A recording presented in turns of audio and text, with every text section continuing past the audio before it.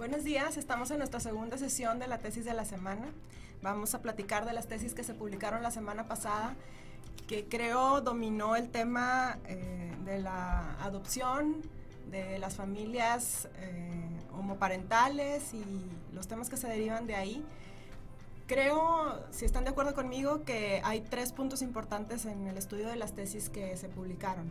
Por un lado, la familia, cómo se debe de considerar, si la sociedad de convivencia configura un estado civil.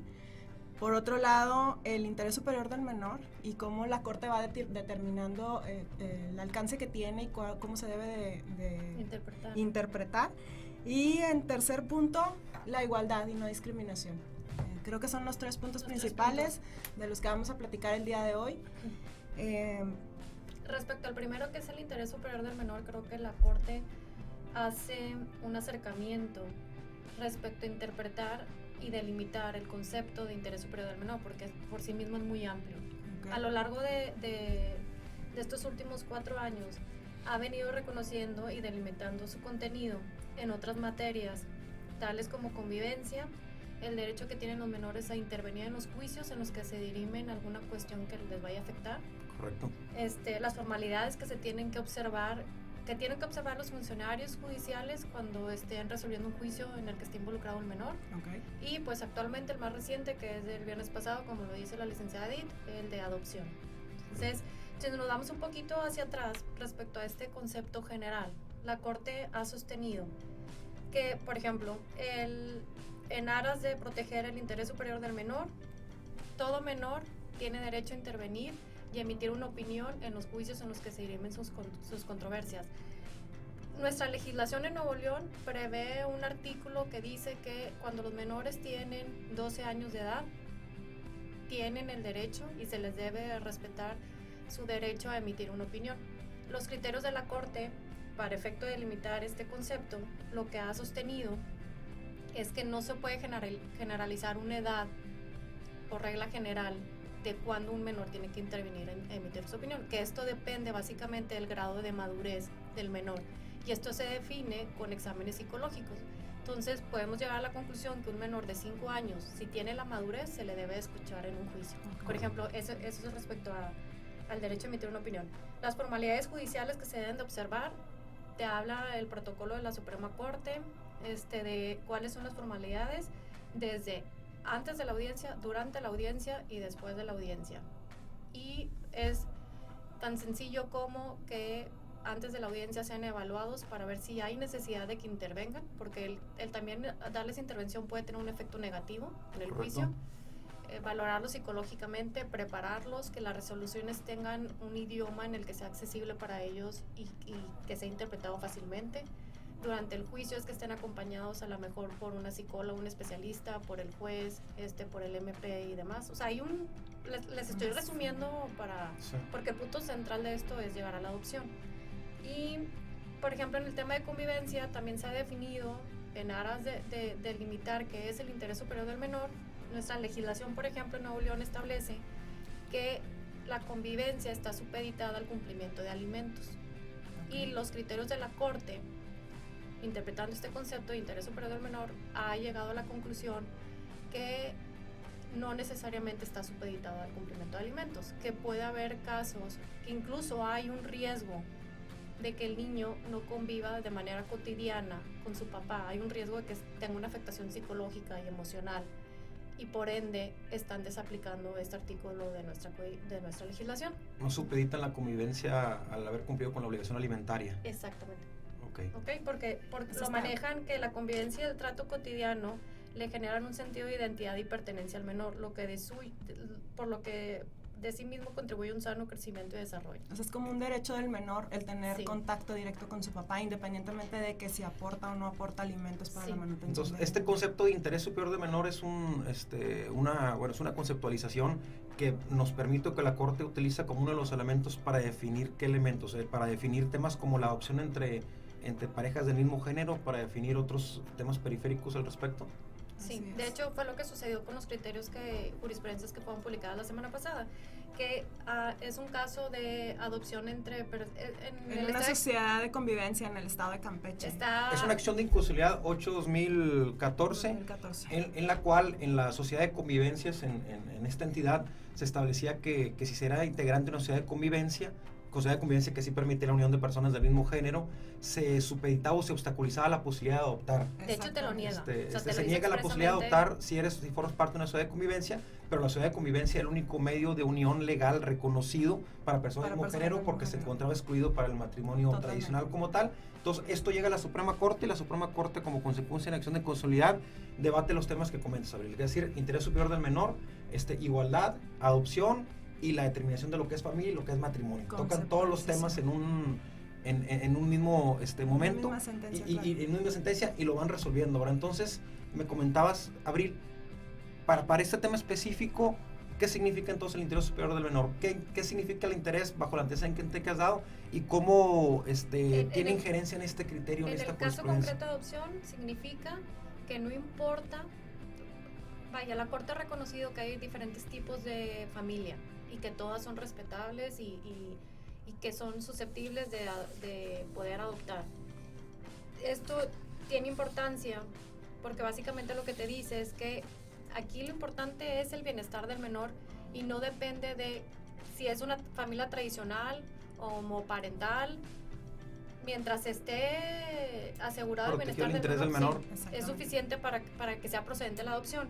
Y sí te enumera los tipos de familia, que es la familia tradicional compuesta por padres e hijos, las familias monoparentales, las familias extensas o consanguíneas que se extienden a varias generaciones, y las familias homoparentales, padres del mismo sexo, incluyendo hijos biológicos o adoptivos o sin ellos. Y lo que la Corte dice es, porque hemos escuchado en el debate así sobre urbano, que el menor tiene el derecho a estar en una familia tradicional. La Corte, de lo que leemos, dice no, de lo que tiene derecho a estar en una familia que le sea idónea para protegerlo, cuidarlo y quererlo.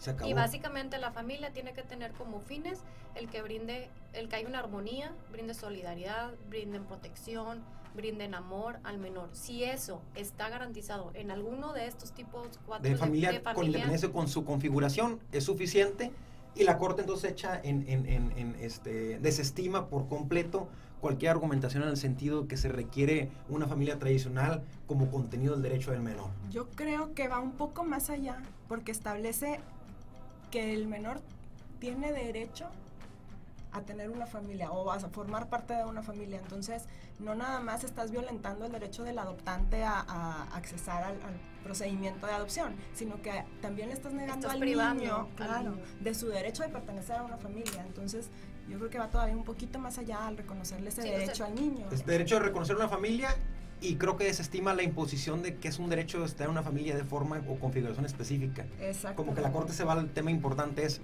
la familia es un núcleo que permite la protección. Esa protección se puede dar con independencia de las características de los sujetos que la componen, sobre todo por un tema de orientación sexual. Por lo tanto, no es cierto que es un derecho a estar en una familia tradicional, es un derecho a una familia como instrumento idóneo de protección. Incluso ahorita estábamos platicando de estos puntos y llegamos a la conclusión que como está previsto originalmente en nuestro Código Civil de Nuevo León, la adopción no habla de una familia tradicional de padre y madre que estén unidos en matrimonio, porque prevé que un hombre soltero o una mujer soltera puedan adoptar. Entonces no es el concepto de familia tradicional. Así es. Si el Código ha venido reconociendo la posibilidad de adoptar por un hombre o una mujer solteros, y no, en su momento no se hacía mucho ruido, no se hacía mucho debate al respecto, significa que lo que realmente se estaba protegiendo desde ese reconocimiento era el derecho a que lo adoptara alguien y lo cuidara y lo protegiera de forma idónea. Y si se permitía que fuera un hombre o una mujer soltero, significaba que no se estaba cuidando necesariamente una familia tradicional. Como que es una estructuración, una idea que se fue tratando de imponer, pero si vamos viendo el antecedente legislativo en cuanto a la adopción, pues nunca estuvo, o no estaba y también es importante también mencionar que el hecho de que se les permita entrar al sistema de adopción no les garantiza que van a adoptar un bebé. O sea, hay que establecer la idoneidad del adoptante. Entonces, pero ya en un concepto de igualdad. De igualdad, exactamente. Tienes que acreditar que cumples con los requisitos de Sí. cualquier trámite de Para ser adopción. idóneo no tiene tu preferencia sexual, no tiene, No tiene relevancia. relevancia Relevancia. alguna, es Porque jurídicamente viéndolo irrelevante. desde la perspectiva del menor, es importante, lo único que importa es que le brindes una familia, un hogar, donde haya armonía y solidaridad. Y básicamente lo que los criterios concluyen es lo que debe de imperar es si los adoptantes cumplen con una serie de requisitos esenciales para ser considerados como adoptantes, que es decir, básicamente brindarle una familia. Elementos objetivos, no elementos más subjetivos en el sentido de qué te gustaría que fuera una familia, es qué es una familia en la medida en que funciona para brindar seguridad. Exactamente. Bueno, y el otro tema que es relacionado con la igualdad y no discriminación, creo que ahí es importante el análisis que hace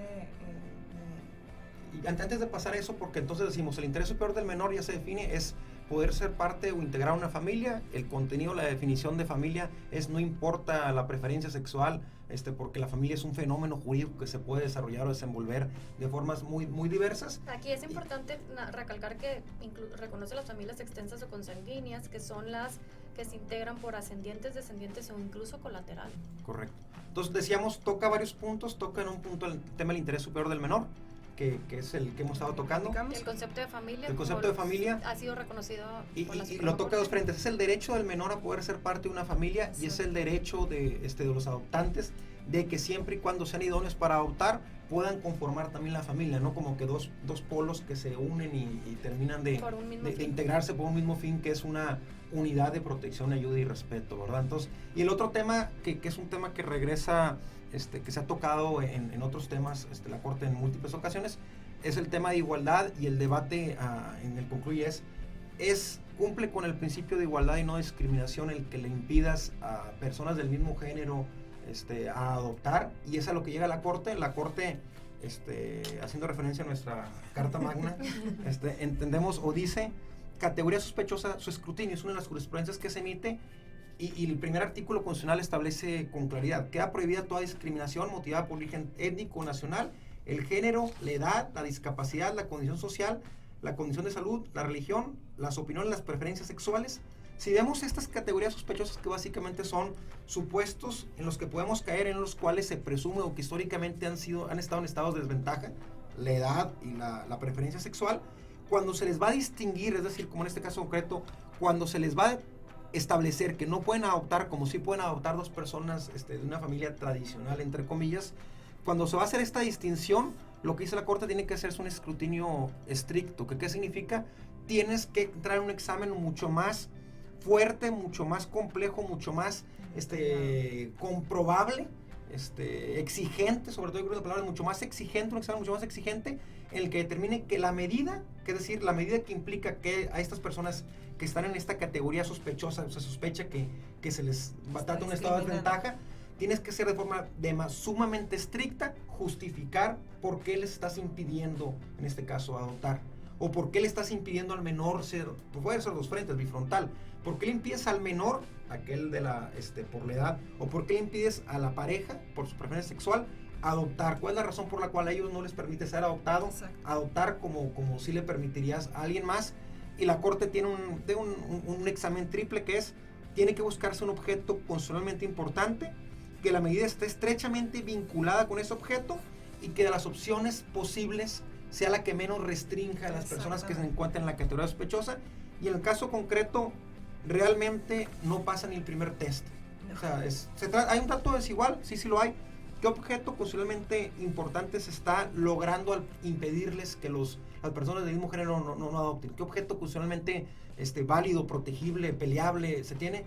Absolutamente ninguno, porque si dicen que no importa tu preferencia sexual para efecto de saber si eres idóneo o no para adoptar, entonces no permitirte adoptar no está protegiendo absolutamente nada, se cae en el primer paso de esta categoría de distinción y se concluye por ende que es discriminatorio. Es decir, si no puedes decir que hay algo incorrecto en una preferencia sexual, pues no puedes justificar como consecuencia que no puedan adoptar.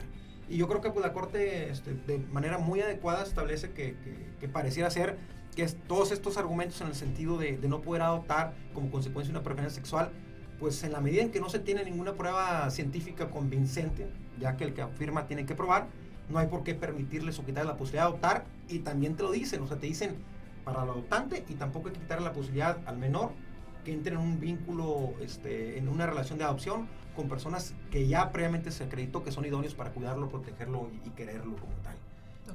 Y entran temas, yo creo que en un examen de 3 puntos que no pasa ni el primero, es decir, no hay un objeto constitucionalmente importante que proteger, porque no se ha logrado, según la Corte, dar un argumento científico que diga está mal una preferencia sexual específica y trasciende o afecta al menor, al bienestar. Es completamente insostenible la prohibición de la que estamos hablando.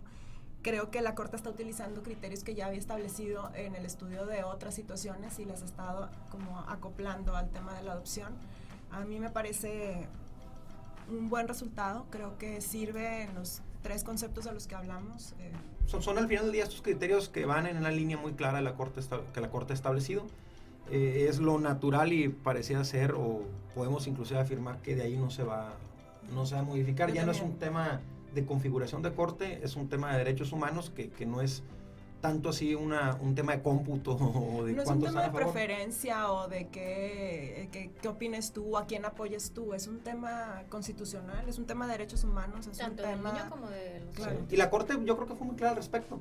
O sea, es tanto el derecho al menor a ser parte de una familia, no importa cuál es su configuración, la medida que lo proteja, y del otro adoptar, es decir, y yo creo que son intereses en común. O sea, unió los 2 intereses, el derecho a ser adoptado, el derecho a adoptar, porque los 2 están buscando un mismo fin, familia. Que es una familia y la familia como núcleo de protección y bienestar. Esa es la parte que a mí me parece interesante de las tesis que analizamos, que le otorga al niño también el derecho de pertenecer a una familia, no nada más al adoptante. Para mí es de lo más importante. Sí, yo también coincido. Correcto. En eso. Yo creo que coincidimos en esto, les agradecemos que nos escuchen y los invitamos a una vez que el video se esté posteando, que nos den sus comentarios al respecto sobre temas que vayan viendo los criterios de la Corte que quisiesen que se tocasen, y bajo el entendido que en transmisiones próximas será de forma en vivo y nos gustaría que habremos de actualizar la pantalla y nos gustaría que estuviésemos de forma interactuando en relación con lo que se va realizando. Pues muchas gracias. Gracias a todos.